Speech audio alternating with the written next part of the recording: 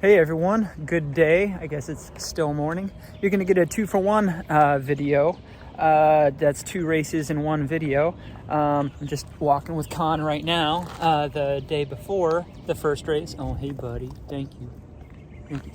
Yeah, so this weekend, right now it's Thursday, but tomorrow, Friday, June 7th, I will have a Friday evening 5K road race. It's when I say evening, I mean 9 p.m. and that is very late. I'm usually thinking about going to bed by then, but that is the China Grove Main Street Challenge, which is a historically fast 5K road race out in course. And the course I think is fast, but what really makes it fast is the caliber of people that come out. I know at one point the North Carolina State Road 5K record was set there.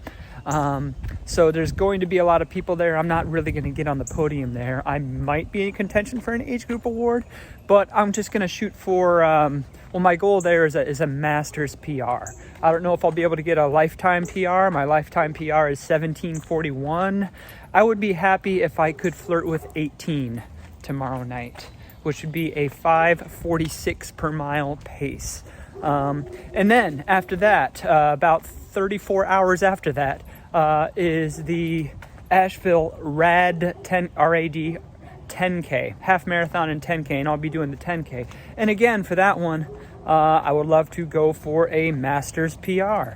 I think the fastest I've gone since I've turned 40 is mid 37s, but I would love to flirt with 37 for that one. We'll see what I can do. So yeah, 2-for-1. So here is my flat lay for the China Grove Main Street Challenge 5K. I will do a different one for the RAD 10K in Asheville, mainly because I haven't decided which shoes I'm going to wear yet.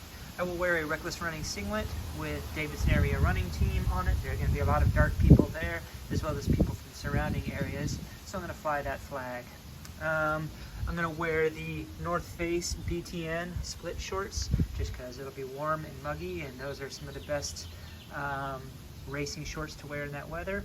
In Gingy no-show lightweight toe socks, and I'm going to wear the Asics Metaspeed Edge Paris for this one, just because I think out of all the super shoes I have, this one is not only among the lightest, but it's also one of the ones that responds the best to those high-octane 5K speeds. So it's about noon on race day for the 5K. So 9 hours till race time. I am going to do a short shakeout run, maybe 10 to 15 minutes of running, which will include some strides on the greenway, just to keep the legs awake and fresh. Can't show you my shoes right now because they're on embargo, but you'll hear about them soon enough. We get our packets.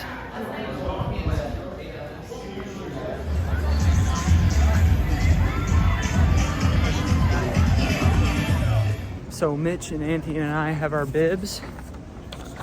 Here's mine right there. Going back to the car. Probably not gonna bring the camera during the race because it'll be 9 o'clock and it'll be dark. So we'll see you after the race.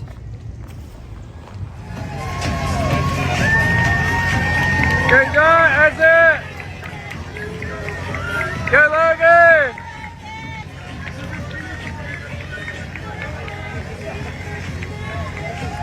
Good Mark! Good Johnny! Just finished the China Grove Main Street Challenge.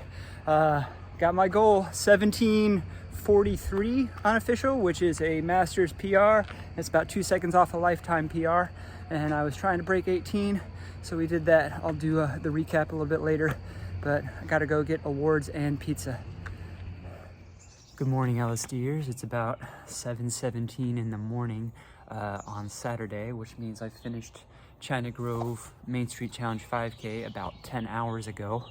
And I have about 24 hours into my next race, the RAD 10K in Asheville. So I'm gonna do a quick recap of the 5K. I'm gonna save the shoe talk for after my second race because I still don't know what I'm gonna wear for that second race yet. I'll do it all at once. It went just about as well as I could have hoped last night. Did not run with the camera. One, because it was going to be dark. I wasn't going to get any good shots. And two, because I could run faster without the camera. At 5K pace, it really does start to affect having it in my hand. So my goal was sub 18, 17 something. So I was trying to go out in about a 5:45 pace. 5:47 about is 18 flat. So I went through the first of all, everyone shot out of the start too fast, like you would in a 5K. But last night, it was unbelievable how many people out there were doing sub 5-minute pace in that first eighth of a mile or so. And even me trying not to get caught up in it, kind of got caught up in it. So I consciously, settled back, as well as Mitch, who was running with me for that first little bit as well. I knew I was going to see those people again anyway. As soon as we kind of got out of the, small downtown area of China Grove, which did not take long, it started getting really dark and you couldn't see that far ahead of you. You just saw the runners ahead of you and whatever lights were on the streets. Went through the first mile. I think it was 5:44 high. At least looking at my watch at the mile marker, Strava gave me a 5:47. Close enough. Yeah, in that first mile and throughout the first part of that second mile, I was passing people wholesale, people who bit off more than they could chew. The turnaround is not totally out and back. The start was it was about an eighth of a mile or 200 meters or so behind the finish line. So the out and back was a little bit past the halfway point. And I had already passed a lot of people by the time I got to the halfway point. I was trying to pass two more as I was going through the turnaround, which actually slowed me down a little bit. But once I hit that turnaround and I knew I was more than halfway done, I kind of, started pumping the gas a little bit, was passing more people. Luckily, when we drove in from Davidson, we could see some of the course, especially the last mile. We saw where the 2-mile mark was, and we saw, some landmarks. We saw some of the undulations of the course. I hit the 2-mile in 11:29, according to my watch. Strava gave me a 5:42. I guess, by my splits, it would have been another 5:44. Close enough, still on pace, but, just under sub 18 pace. At mile 2, you've got about a 200-meter climb. Not really a climb, it's false flat, but you're digging, and I was looking at my watch, I was hitting 5:55s, 6 flats on that climb. But once you get to about 1,200 meters to go, there's a small building on the right with a little mural, and the mural has angel wings, and we were telling ourselves on the warm-up, once you see the angel wings, start flying. Because then it's a gentle downhill until the last 200 meters, which is an uphill to the finish. So I saw the wings, I put my wings on, started to fly, and started passing the last few people that were ahead of me. It was pretty strung out at that point. There were a couple guys who I was really jockeying back and forth with in that last half mile or so. I traded places with Spencer, another runner, a couple of times in that last half mile. I kicked in that last uphill 100 meters to overtake him with about 10 seconds left to the finish. And I was pretty confident in getting a sub 18 really once I could see the finish line. I did a lot better than I expected. I figured if I was going to beat 18, it was going to be by maybe 5 seconds, but I came in at 17:43, which is definitely a Masters PR.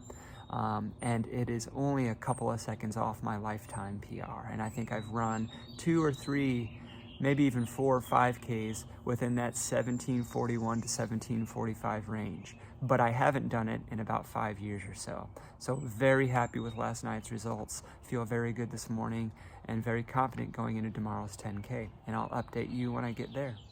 So I have to give credit to everyone else who raced as well. First of all, it's a very deep field, one of the deepest 5K fields I've run in, because at that 17:43, I was 9th place. That was honestly higher than I expected to be, closer to the front than I expected to be, because the North Carolina Road 5K state record was set at this course 14:06 it says on the shirt, and that was Donnie Coward, who's out of Winston-Salem.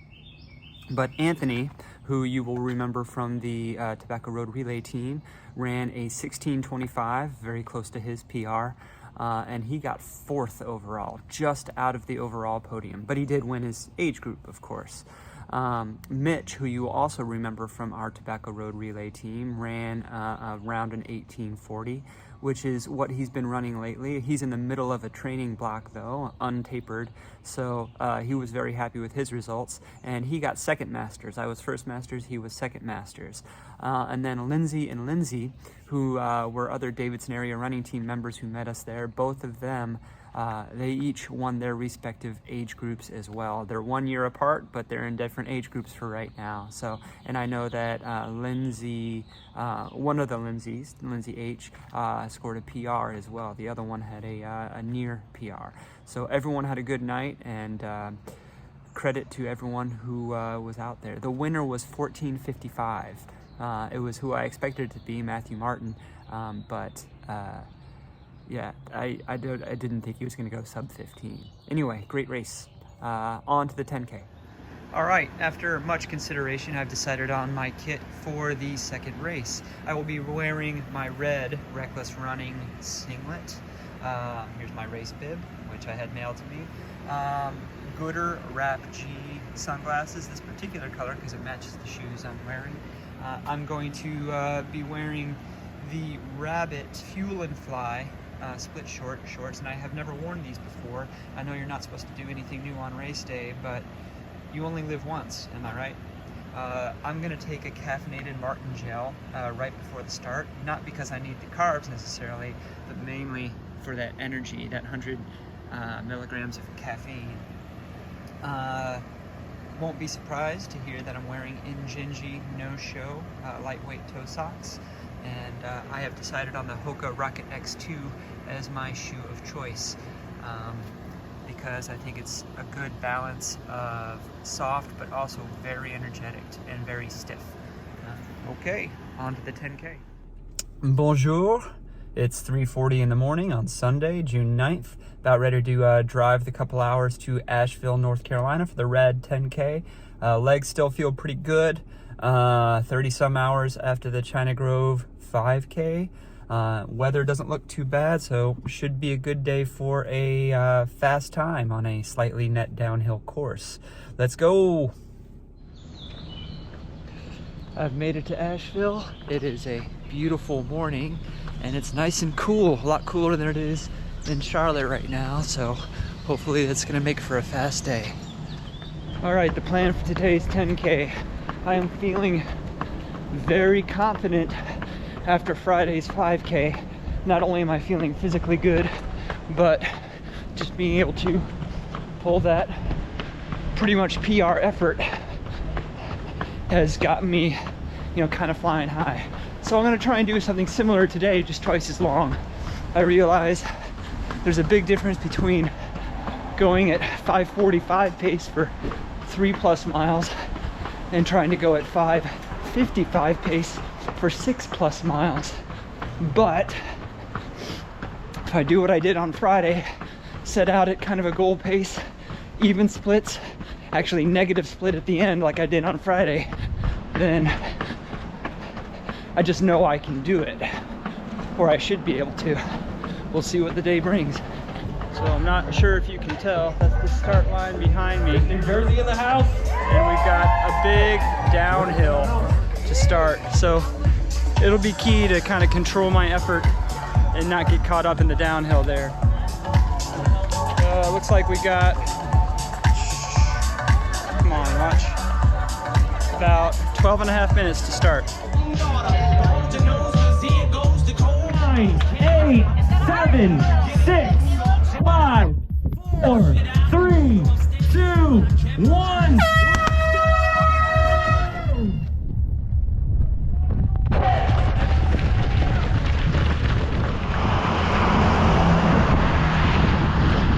Mile 5:55.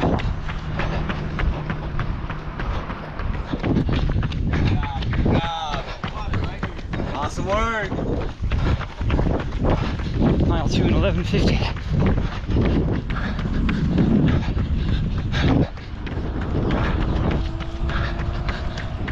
mile 3, 17:47.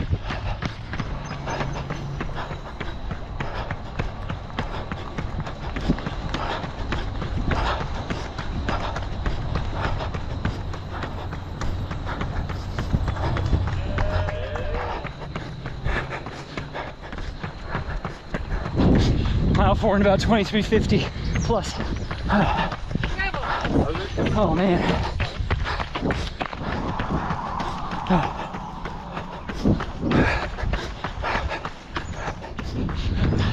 Just past mile 5 and 30:05. Hemorrhaging pace now. 2,000 more meters. A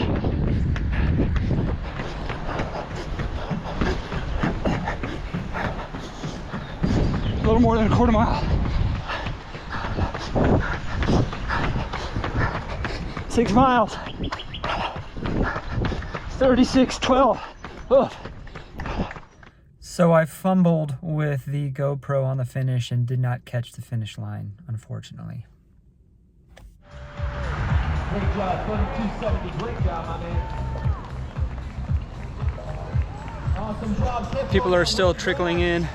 So I did I stopped my watch at 37:30. We'll see what the official time is when I get the official results. Not exactly what I wanted. I would have loved to have cracked 37.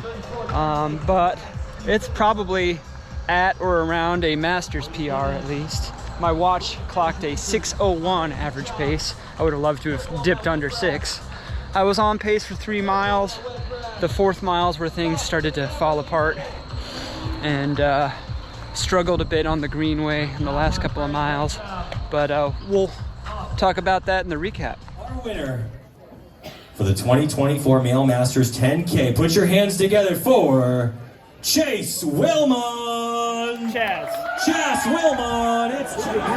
Looks like I got a $30 gift card. Really cool pint glass. And this tote bag with a whole bunch of stuff. There's some sunglasses in there and some... It's not bad for first Masters. All right, so I'm going to do the 10K recap, the RAD 10K, River Arts District 10K in Asheville. And then I'll do the shoe talk once I get home and I have both shoes in hand. So yeah, everything started off great. The weather was really great for the middle of June. I mean, the air felt great. It's kind of cleaner up here in Asheville than it is down in the Charlotte area. I mean, it's a little bit higher altitude, but I don't think that had much of an effect. And my first 3 miles were pretty much dead on where I wanted to be. Now, the first couple of miles, first mile especially, had a lot of sharp undulations. The downhills were really down, the uphills were really up. That's how downtown Asheville is. You just can't get around that. And so it was hard to find a rhythm, but I was still hitting my splits. And then kind of a downhill trend toward the river. I ran the first 5K. I kind of eyeballed it at my watch at like 18:21, certainly under 18:30, dead on. And I was starting to feel a little, I wouldn't say fatigued. I felt like I had run half of a hard 10K. But really in that 4th mile and certainly into the 5th mile is where the wheels fell off. We came around onto a greenway, which went alongside the river, which was really nice and really serene, but we weren't around very many runners at that time. We had strung out by then, so the leaders were ahead and most of the pack was behind, and I think the half marathon had split off by that time as well. And in that 5th mile, we also transitioned from a paved greenway to gravel, and that gravel was only for like 200 meters, but it was enough that it sapped a little bit of the energy from me, where it was like, do I really dig in to try and maintain pace with this gravel, or do I just accept the gravel and then try and pick it up after the fact? And then once we got on the paved portion out of that, I was about 30 seconds behind where I wanted to be by the time I hit the 5th mile marker. And it's really hard to catch 30 seconds back up in 2,000 meters. So I did what I could to kind of maintain what I had. I was kind of racing for place at that point. I knew I was in the top 5 or top 6, and I knew everyone in front of me was young. So I was pretty sure I had Masters in the bag, and I did. Kind of maintained that same 6 flat to 6 low effort for the last mile and on into to the finish. Finished with an official 37:30. That's what the results had me as. 6th place. First Masters by a good bit. And yeah, I'm going to be happy with first Masters, and not really sure where it went today in the second half, because I don't think it was the course. I don't think it was the weather. And then when I did my cool down run after the race, I felt fine. I felt fine on the cool down, which is almost more frustrating than feeling tired. So I think it just must be that I didn't have the high end zip in my legs for 6 miles at that pace. Maybe if I didn't do a near PR effort 5K a day and a half ago, maybe I would have had that zip still in my legs, but who knows? It was going to be a tall order as it is. So yeah, I'm going to be content with that, and thankful that I'm old and not as slow. All right, I'll move on to the shoe talk when I get home. All right, shoe talk time, now that I'm back in my part of the state. So Friday night's 5K, the China Grove Main Street Challenge, I did in the ASICS Metaspeed Edge Paris, and it just reaffirmed how much I love this shoe for going fast, really fast. 5K pace up through half marathon pace. As I've done in another video, I've done a long run in this shoe, and I don't know if it's going to be ideal for a marathon, but certainly through half marathon, it seemed to really roll forward aggressively with those 5K, 10K, many of those paces. And there's a lot of cushioning under here. It is softer than its predecessor, the Edge Plus. And I could have taken this for today's 10K, and part of me kind of wishes I did, but I also like to change things up a little bit, so I went with the Hoka Rocket X2, which is not exactly a new shoe, but just something I haven't raced in a while.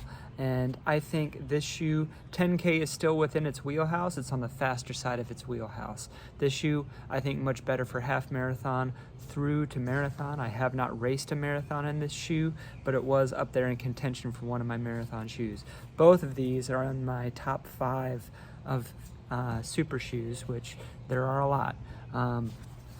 Yeah, gotta tap the plate always. So, comparing those two, I had described the ASICS Metaspeed Edge Paris as a cross between the Metaspeed Edge Plus and the OG Vaporfly Next Percent, just with the energetic appeal, but also kind of the rebound of old school Zoom X, because I think newer Zoom X is a little bit more rubbery.